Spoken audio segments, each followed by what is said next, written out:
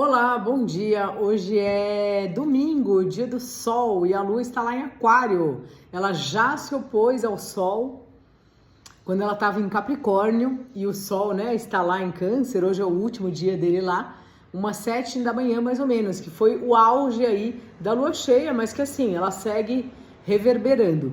Eu falei bastante sobre isso no podcast, que o link está na bio, mas traz para nós assim, sempre uma oposição do sol com a lua, uma questão muito de pensar o quanto uma coisa que a gente tem de querer sobreviver, de querer, olha a minha mochinha, de querer sobreviver, de querer ficar, resolver as coisas, e mesmo com sede eu vou subir essa montanha porque eu sou firmeza e tal, que é muito legal, né? A gente tem uma persistência, uma força de vontade, e ao mesmo tempo sentimentos que a gente de alguma forma deixa de expressar ou deixa de levar em conta para continuar determinadas caminhadas, assim. Então, assim, não tem uma resposta certa, mas é uma hora interessante de pensar nisso, assim.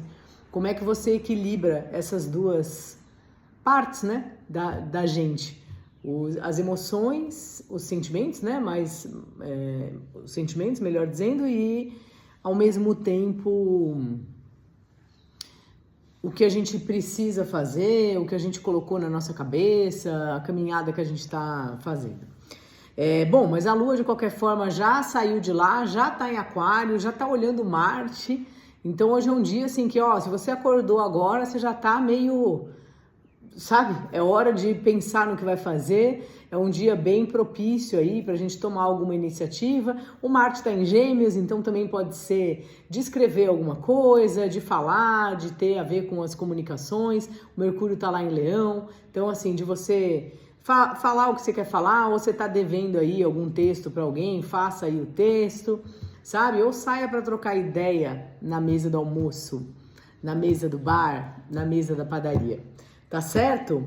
Bom, é isso. Agradeço a todo mundo que escreveu sobre o Xararã, vocês são maravilhosos. A pessoa que falou isso é uma pessoa querida, eu conheço ela e tal. Foi só um comentário, mas vocês foram muito fofinhos e alguns falaram comigo por mensagem e tal.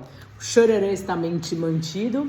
E uma pessoa fez uma pergunta sobre os arcanos menores que eu já venho pensando nela faz tempo, assim, de como introduzir os arcanos menores, se eu coloco ele aqui nessa mesma tiragem, se eu faço outra coisa. E eu pensei em fazer uma tiragem com eles para a semana. Não mexer aqui nos nossos conselhos do dia a dia, mas na segunda de manhã, ou no domingo à noite, talvez, ou fazer um vídeo, um texto, falando um pouco da semana, aí usando, sim, uma carta da corte, um arcano menor para falar sobre a semana e um arcano maior de conselho, né? Uma atividade aí que o Bruno Eno, meu querido parceiro aí de tarô, costuma fazer esse exercício. Eu queria saber o que vocês acham. E é isso. E agora, hoje vamos de tarô do Gedodal. Faz séculos que eu não tiro esse baralho. Um baralho que eu adoro, é meu segundo baralho de atendimento. Então, vamos lá, um conselho para nós. Xararam. A Torre. A Torre. O Louco.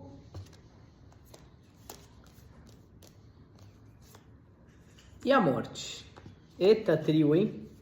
Bom, então aqui é o seguinte, né? Um conselho pra gente, de alguma forma, sair das estruturas que a gente tá meio acostumada, ou que a gente tá cansada, ou assim, né? Pra gente cair na real do que não existe mais e sair por aí, assim. Aqui parece um conselho tão claro que eu não consigo nem me alongar muito, assim. Acho que o Louco e a Morte são duas cartas bem parecidas, como você pode ver aqui. Então, me traz primeiro uma ideia da gente sair por aí e vai à medida que a gente se distancia, né, de uma estrutura que a gente tinha antes, seja porque ela mesma implodiu, ou porque a gente quis, ou porque mandaram a gente embora, a gente sai meio assim e aos poucos a gente vai... não é exatamente se despindo, de outras coisas que a gente levou daqui. Então, eu acho curioso que ele sai vestido e aqui ele já não tem mais roupa, né? Ele tá como se fosse, assim, só os ossos, só a essência. Então, me parece isso, assim, um conselho pra gente seguir os instintos e não ter medo. Ai, meu Deus, me murcha. E não ter medo de realmente fazer alguma coisa nova, assim, sair mesmo desse esquema da torre. Vamos ver para onde que a morte está olhando? Dá um pouco essa impressão, né? Como se, assim, o louco sai daqui, ele ainda precisa dessa trouxinha, ele ainda tem um cachorro. Daqui a pouco não, ele não pensa mais isso, ele não quer mais isso, né? Aqui tem as cabeças, é como se ele já não pensa mais isso, ele não... Bom, vamos ver o que sai aqui. Para onde que essa morte está olhando, né? Para onde é que ela está indo? Ela encontra o eremita. Ó que interessante. Então parece assim, né? Que tem uma ideia da gente, primeiro assim, né? De reforçar a carta da morte, como se fosse o eremita tá iluminando ela. Então talvez o mais importante, antes de pensar para onde a morte vai, é que a gente de fato se dispa da situação que havia antes.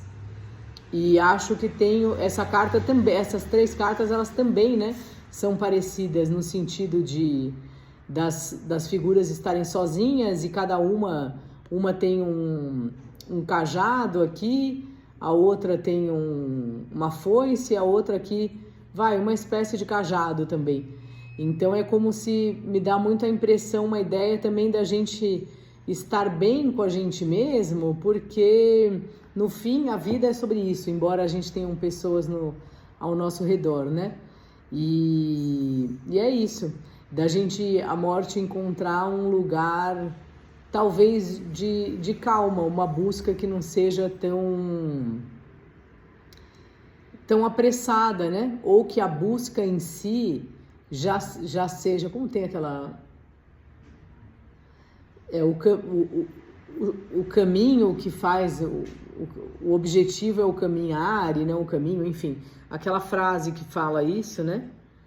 E então me traz muito essa ideia, assim, e que, enfim, de qualquer forma que a morte terá, né, novas roupas para se vestir, bem diferentes dessas, e também uma luz para guiá-la hoje. Tá certo? Um beijo, bom dia.